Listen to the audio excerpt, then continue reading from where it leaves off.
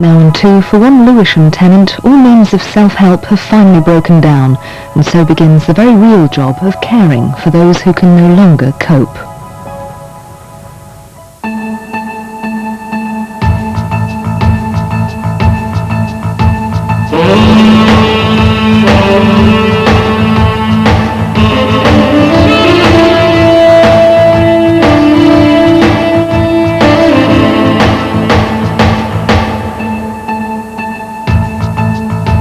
Social services overspent last year and have to make cuts.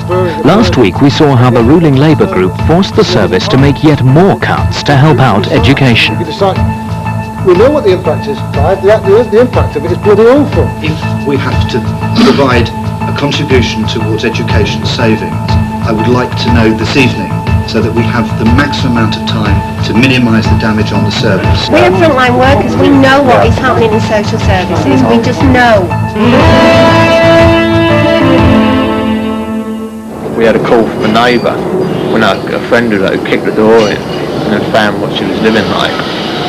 And then I just come up to do a quick assessment and just saw what happened, and it just, what we do in circumstances like that is just get a special duty team just to come in and then try and pick it up. I was the only person that went for an interview. When I was giving the interview, they had to say you have to pick up pieces, rub down walls and stuff like that, and I was thinking, Christ almighty, it can't be that bad. But the first day I went out on the job, wasn't it? Suited up, gloves, everything, bulletin boots, and was shoveling the... You loved it? Yeah, shoveling into bags and that from old chicken bones, maggots and all that. I was going to jacket in that chain, wasn't I? But, she loves her cat, so you'll probably be scratching her off.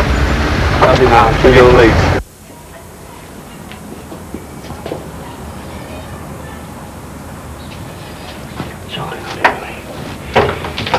Hello, my darling. Hello. How are you?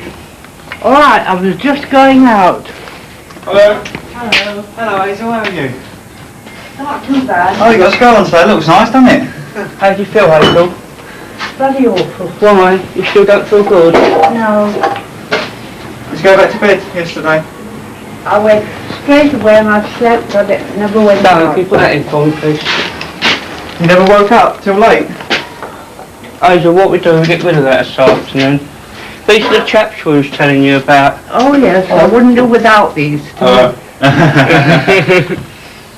after you. I don't know what other old people. I'm 73, and Look well, 73, look lovely.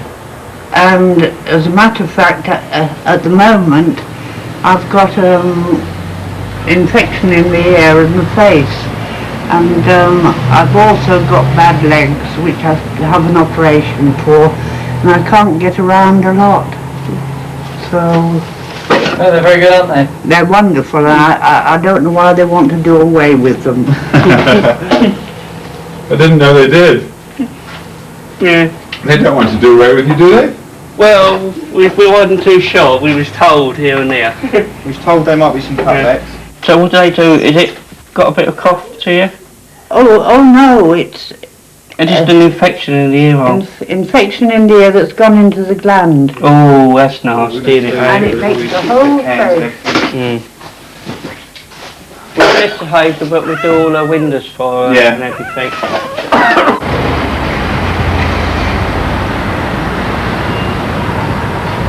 Take your time, ladies, you've got plenty of time. Right, thank you. And straight up these stairs and straight ahead. You're in the stall, that's straight up these stairs and straight ahead. Please, thank you.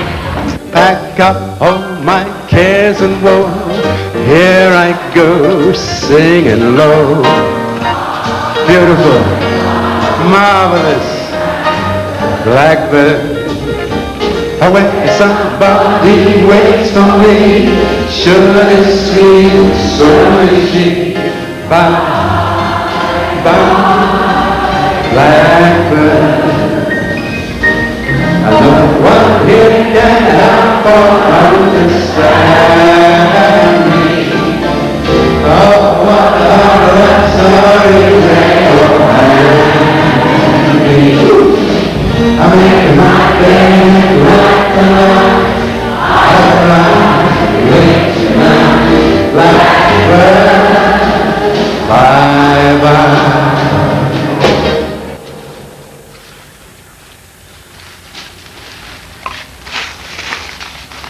get special payments? 44 pence. I didn't even know we got that. No, seriously. 44 pence. A week? Special allowance, 44 pence. Dirty money. Is it dirty money, 44 Yeah, pence? 44 pence. Per hour? No. Per hour? That's for the week. No, we don't earn a great deal, really. People think we earn a lot of money, but we don't. I've had worms, I've had everything. I think we take home the same money as a home help Good Lord. for what we do. And that's, you know... And the home help doesn't do a lot, really. Don't they, Bobby? From what I gather, they do. They don't do a lot? No. Well, their hours have been cut now. All they can do is 24. All they can do is shopping now. That's why our jobs are getting worse, really, because where they used to go in and keep it down a bit, we're getting it clients now. I've still got to sieve for it, Gray. No, I've gone through all this. There's nothing there. No? No. So how much do you take home? I take home about £150 a week. I mean, it's dirty work. No, but when we get clients like you, it's worthwhile. It's well worth it. The ones that don't like us coming in, you know. They chase you up the road. Yeah, they do. That's why I've lost a bit of weight lately.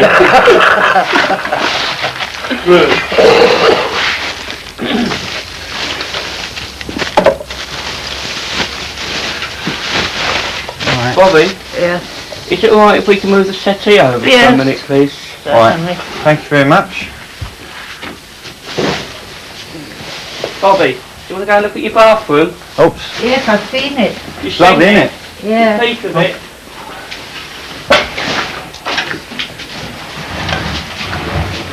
Oh, it's beautiful. You think your sunglasses now, don't you?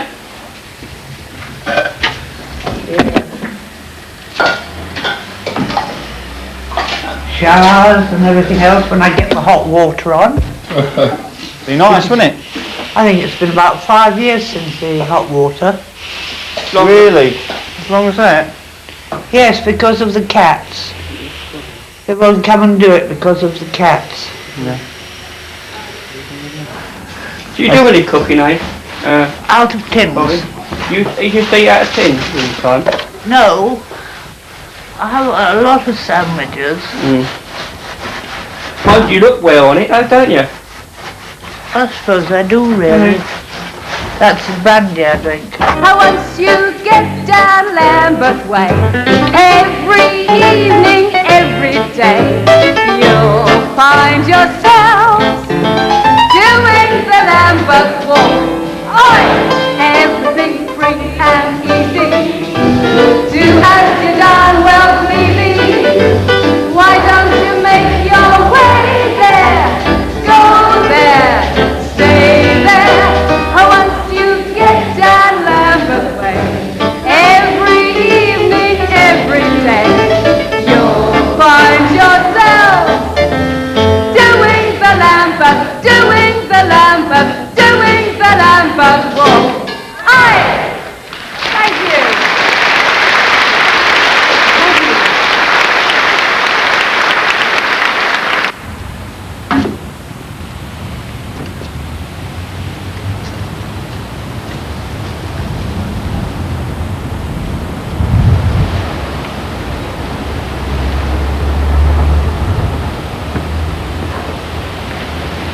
I think I'd rather go down the sewer, actually. Yeah. I wouldn't like to fault with that. Like I said to everybody else, I used to work down the sewers, and the sewers were cleaner. The smell was better. It's alright in the winter, it's when the summer. The smell and the flies and everything in the summer is just a joke. Especially when you're sweating and everything, it's running down you all the time. What's normally what you don't like? What makes you turn up? Anything. Anything if it catches me on the right day, mostly meat. Yeah. Can't stand rotten meat. Yours is milk bowls, isn't it? Milk bowls, mine. Catch pieces, buckets and buckets of it.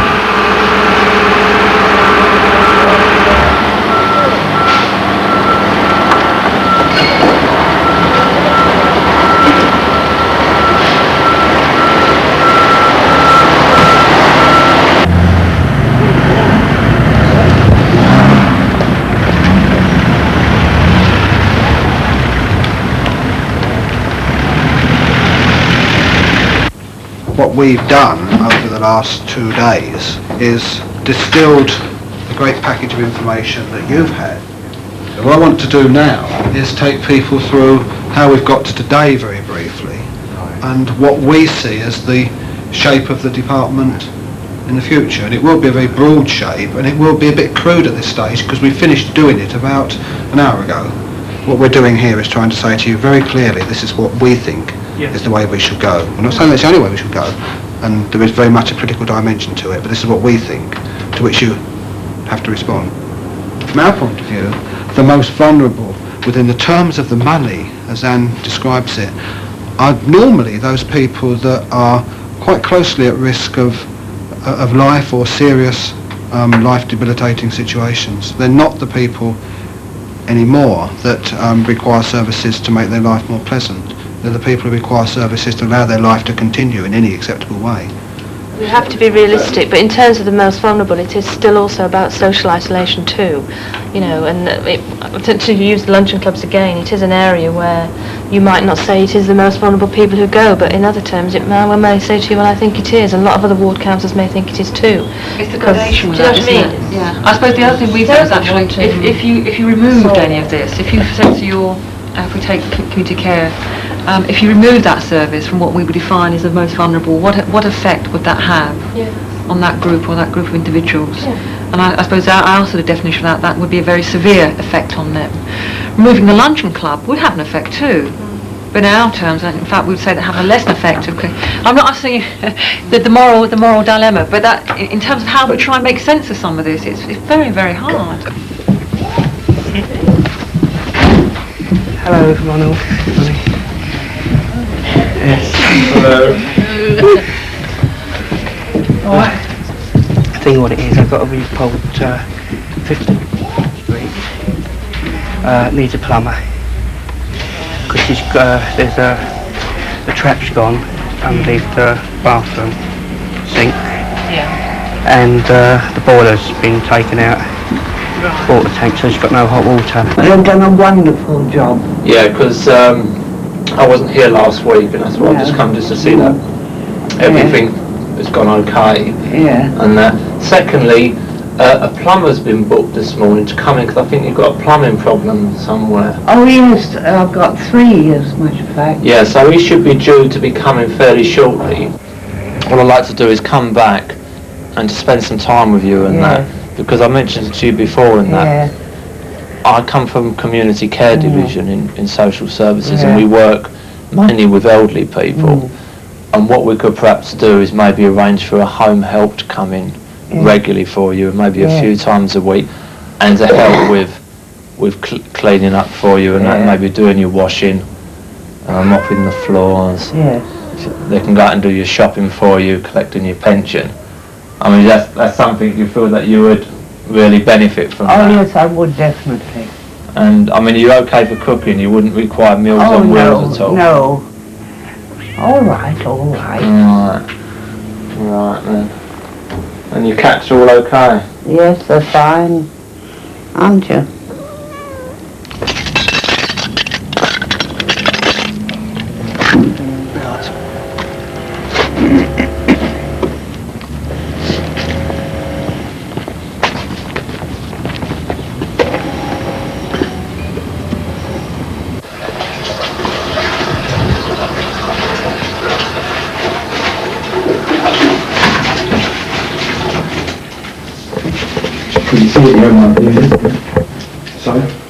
There was no hot water because the central heating had been disconnected 4 years ago, and the boiler taken out by a workman who never returned to complete the work and just left his tools and vanished. Gas supply was connected. On subsequent inquiry, the LED was turned on. She just didn't have any light bulbs in the place, so I managed to get her a couple of light bulbs. She's happy living in those conditions. Therefore, in regards to kind of long-term or even short-term change in that, I think it's going to be difficult to achieve any without her cooperation. Therefore, for the meantime, all I can kind of recommend is that we just continue with special duty probably once a month, and then to try and keep the filth down. You say she was in the Women's Air Force at one stage, so obviously she's lived a disciplined life at some periods. Yeah, she's travelled extensively as well. How many cats has she now? She's got 5 at the moment. When confronted with this and that, where she does sort of clean and that, she's quite cheerful, and she's not willing to sort of discuss it. I just don't think she sees it as a priority. I think the situation is, it's difficult for me as an outsider coming in, well, you should be clean, you should mop the floor, you should do this and you should do that. It's her home. She can live the way she pleases, as long as she's not constituting a danger to others or to herself, then there's not an awful lot we can do.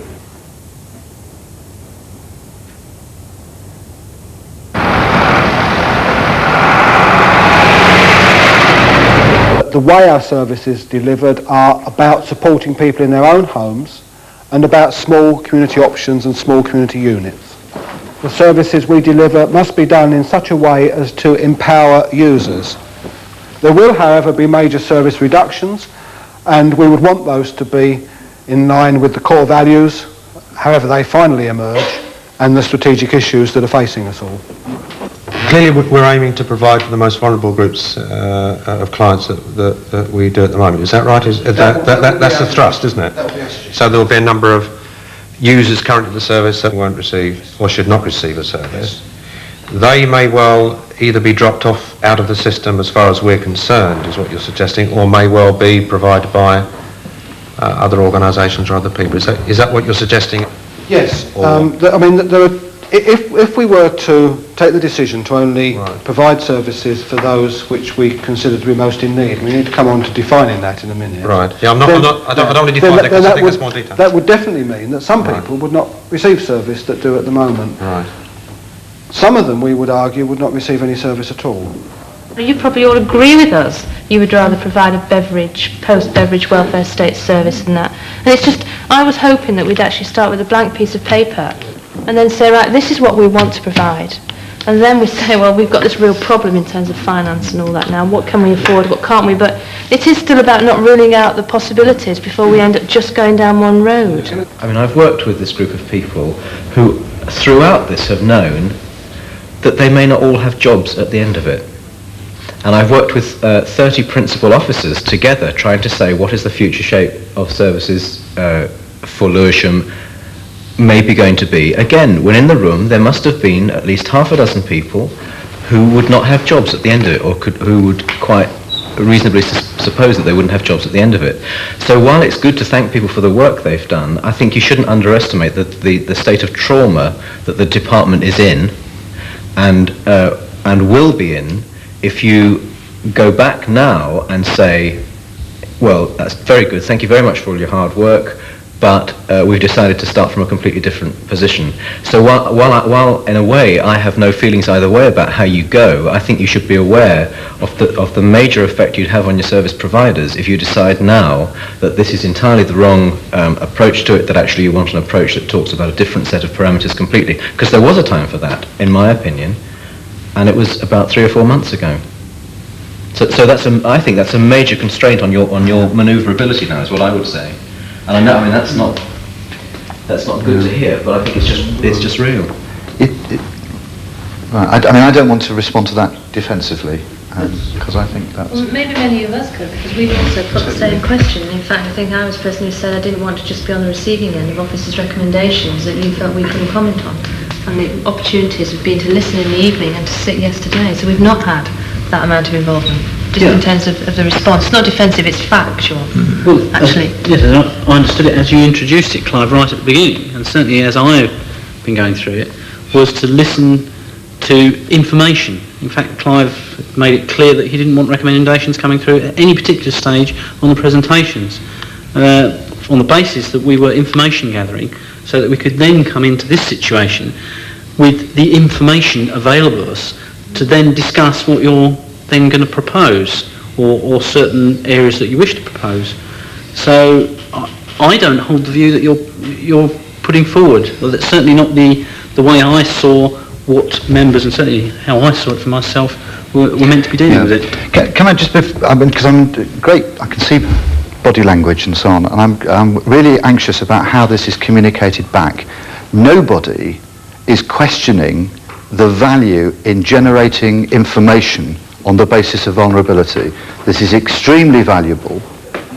There's an alternative model which is much more the kind of Beveridge model, which is about people having paid their taxes and their other contributions to society all their lives and being entitled to a variety of services which the people's money, we recycle, we redistribute and recycle people's money into services that are available to them when they need them.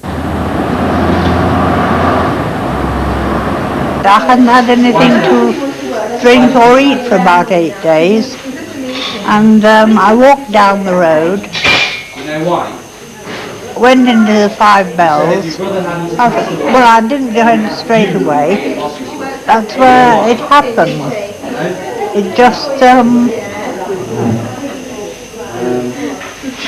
went round my wrist and arm, suddenly made a spin and a crack, and there was a lot of pain, but I went in and I had a brandy and water, and about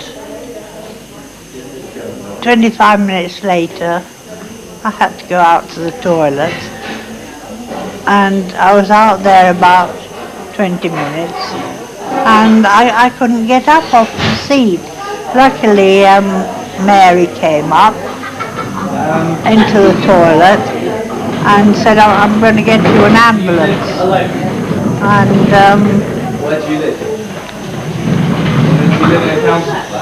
And so I was brought into here, another ward, and I didn't know what the matter was or anything.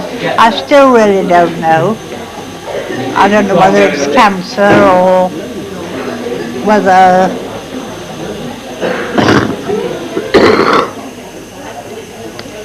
it's bronchitis or whatever it is. They'll sort it out and tell me, I suppose. I didn't know where to go for my cats. I just didn't. But they've solved that problem.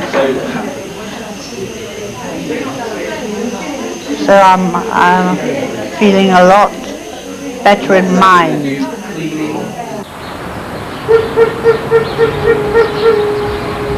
Don't run away, Kitty. Don't run away. Oh, they're all waiting. They're all waiting. Come on then. Here we go. Incidentally, the neighbourhood housing That's it, that's how you do it. had a whip round, and I believe they collected, was it £12.50 this morning. Still a couple that haven't put in who will. All right, you're almost there, don't worry. And these poor things, really, how they managed to survive, but I believe 14 days. Yeah, 14 days without anybody coming in at all is quite incredible. I mean, I really honestly believe that when Peter came down here the first day and had to break the lock with the depot carpenter, that they would find them dead, but it's amazing. Peter's been in touch, and I think what's been said is that it's possibly cancer.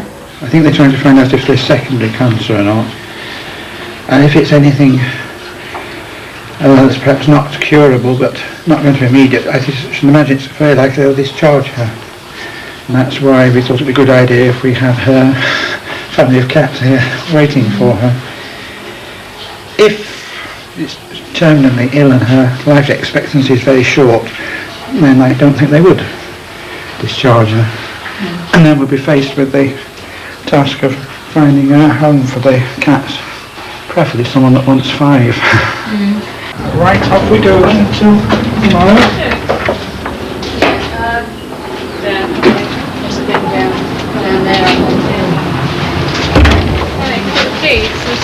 I've got the key, yes. I've got 1 key, and 1 key we're keeping for community care. Three of us.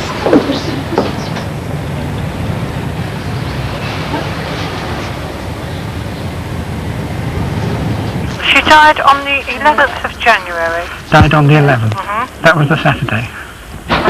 Was it? Yes.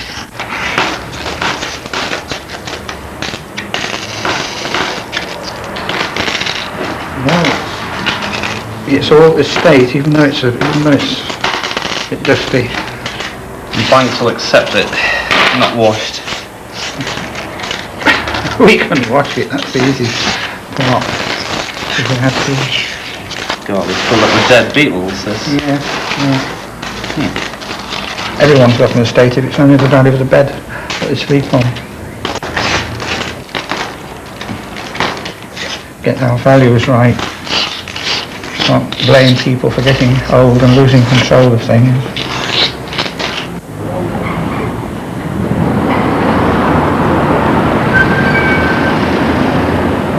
In a case like that, the Housing Welfare Officer acts on behalf of the Treasury Solicitor to wind up the estate, deal with it, or the first duty is to attempt to locate someone who can take on that duty. And I've come along on this occasion just to advise you of the recent death of my client, one of your customers.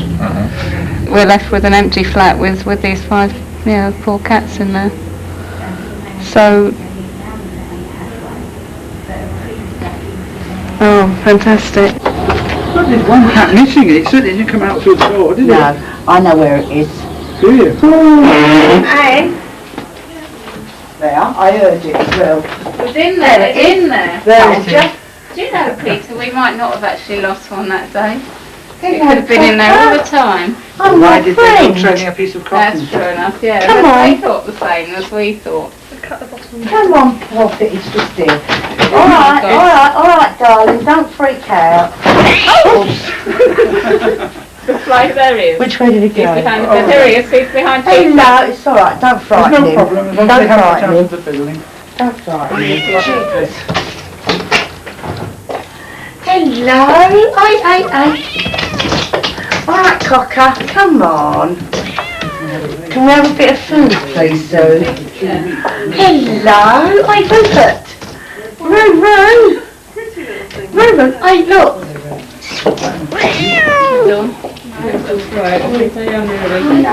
Claws in. Oh, come on, baby. Come on, Poppy. This is the old Jim. That's the old boy. So we call him Thomas. She's attended All Saints Church just round the corner from here for many years. Father Owen has known her for a very long time, and he has confirmed that he will contact the administrator at the hospital where Mrs. Wheeler died, and I think that he will be wanting to take the service. And at All Saints they do in fact have a small garden of remembrance where Mrs. Wheeler has always said she'd like her ashes to be scattered. And it happens that apparently, although there definitely are no relatives at all living now, both her mother and father's ashes are scattered in that garden of remembrance. So we've finally found out what her wishes were, and it's going to be just the way she planned, which I think is rather nice. Okay. All right, baby. Ready? That's it.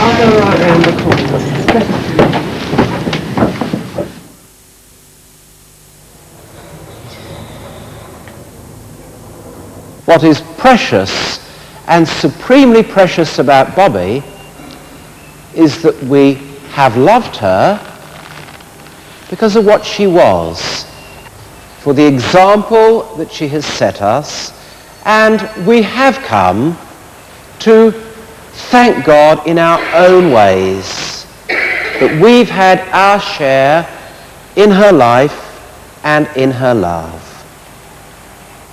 Look favourably, Lord, on our gifts, which we unite with your Son's loving sacrifice, and grant that your servant Bobby may be taken up into glory with him who lives and reigns for ever and ever.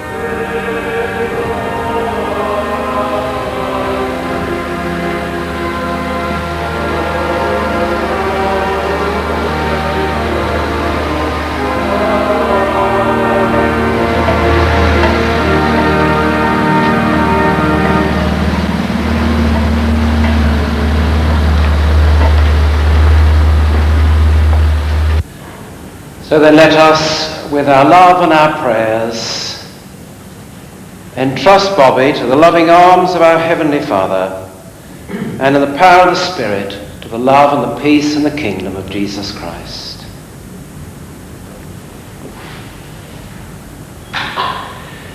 Go forth upon your journey from this world, O Christian soul, in the peace of him in whom you have believed. In the name of God the Father who created you, in the name of Jesus Christ who suffered for you, in the name of the Holy Ghost who strengthens you. May angels and archangels and all the armies of the heavenly host come to meet you.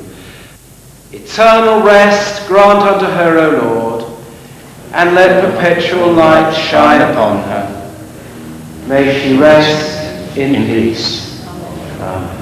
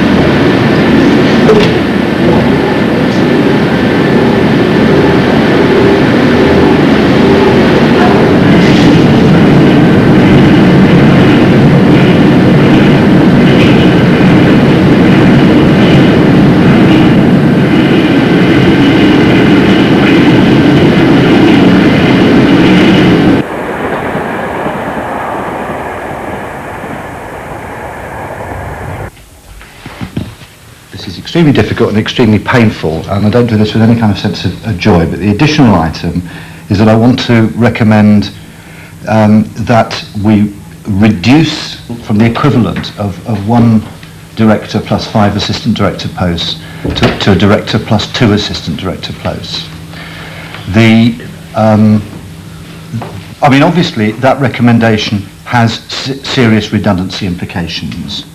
I felt I could not any longer really countenance the kind of cuts to frontline services that we've been looking at that affect the individuals very greatly without also reducing the amount we spend on senior management.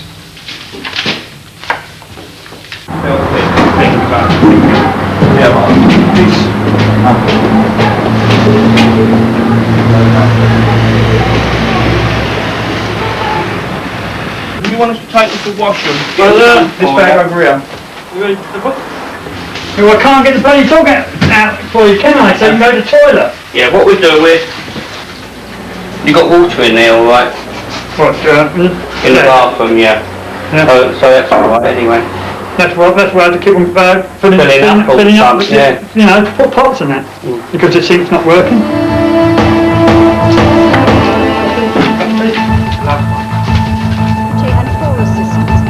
In next week's programme, the pressure mounts on the chair of social services. Never lost so many friends in such a short period of time. And jobs are cut.